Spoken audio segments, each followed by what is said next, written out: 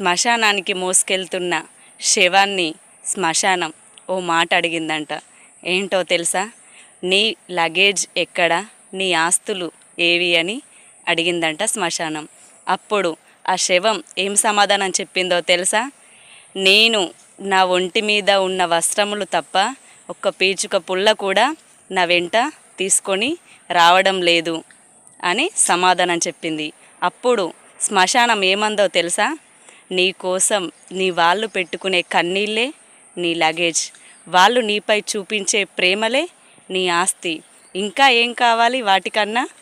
నీవు బ్రతికున్నన్ని రోజులు ఆస్తులు సంపాదించుకోపోయినా పర్వాలేదు, కానీ నలుగురిలో మంచి పేరును సంపాదించుకో.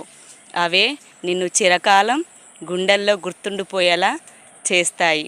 నా మాట మీకు నచ్చినట్టయితే తప్పకుండా మీ వాళ్ళతో షేర్ చేసుకోండి.